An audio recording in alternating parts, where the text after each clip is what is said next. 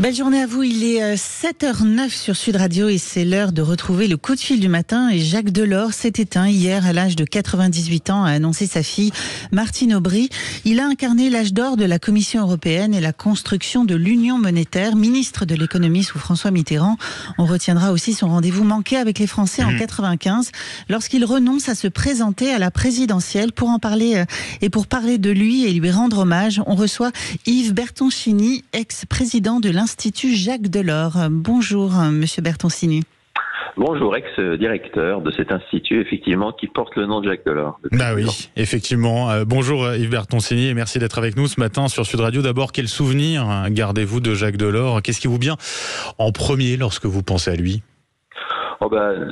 Nos conversations et ses prises de parole sur les sujets qu'il passionnait, et notamment la construction européenne, avec un mélange d'humilité, de réflexion permanente chez lui jusqu'à la toute fin, me dit-on, et en même temps une dimension émotionnelle, un engagement qui était plus qu'un engagement politique pour lui, un engagement civique, personnel, au service des autres, et en l'occurrence de l'Europe, qui aura été la grande œuvre de sa vie.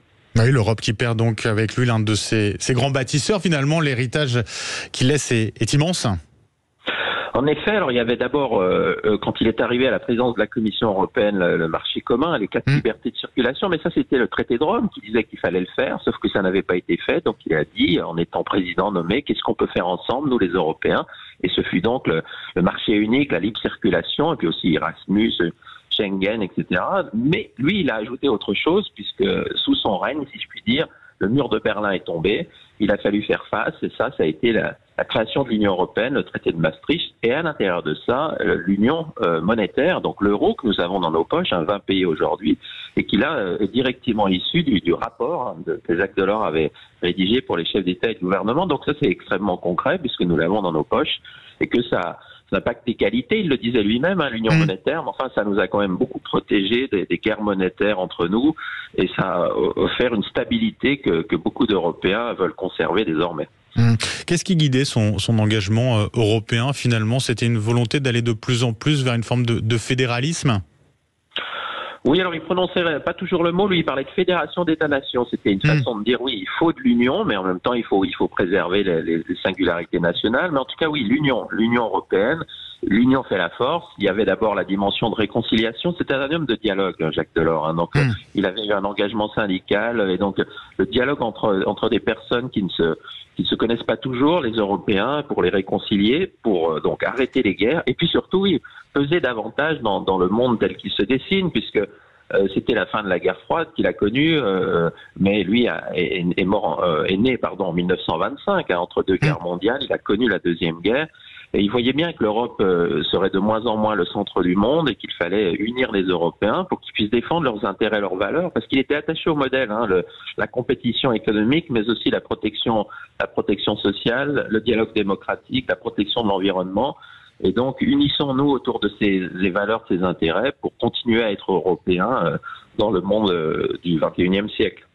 Et pourtant, à côté de ça, on a eu la montée de l'euroscepticisme, le Brexit également. Comment il voyait tout cela? Il était inquiet pour l'avenir de l'Europe? Oui, alors l'inquiétude était un trait dominant de sa personnalité, en tout cas tel que je l'ai connu, à l'âge où je l'ai connu.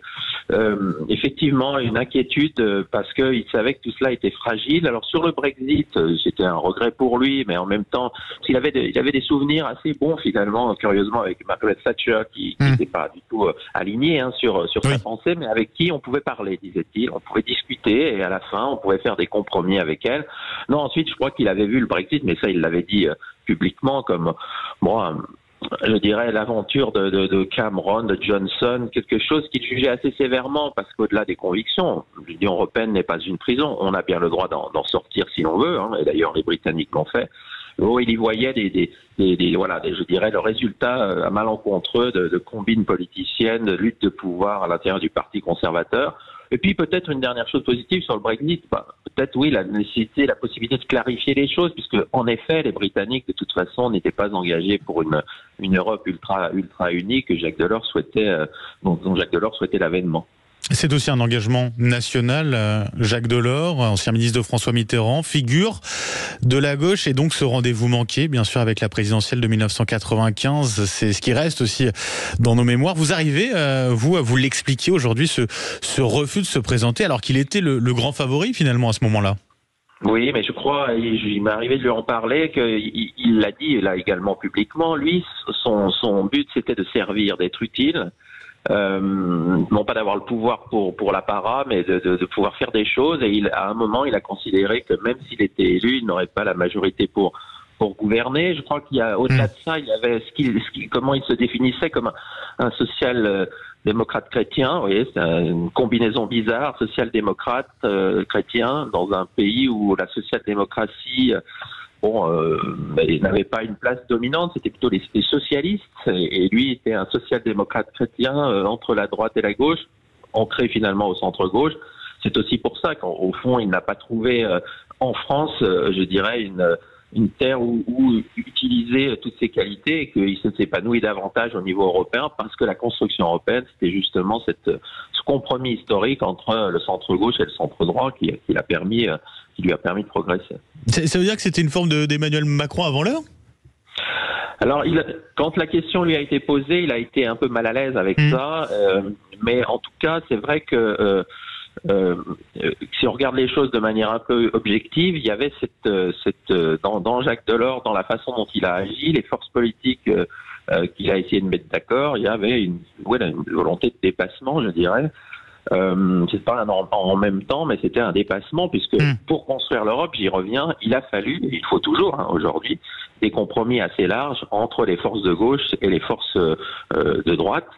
Donc de ce point de vue-là, oui, il avait un positionnement politique partisan qui peut faire songer à celui d'Emmanuel Macron. Yves Bertoncini, un grand merci d'avoir été avec nous ce matin sur Sud Radio. Je rappelle, vous êtes consultant en affaires européennes, ancien président donc de l'Institut Jacques Delors. Merci à vous et très bonne journée. Merci pour cet hommage. Au revoir. Dans un instant, on part à côté de Strasbourg découvrir, alors non pas des cigognes, mais un super vigneron qui nous fait un petit crément bien sympa. C'est Philippe Heitz à Molsheim, dans le Bas-Rhin, avec la France qui travaille pendant les fêtes. On vous remercie encore de votre fidélité à Sud Radio. On est heureux d'être avec vous jusqu'à 10h. À tout de suite, il est 7h16.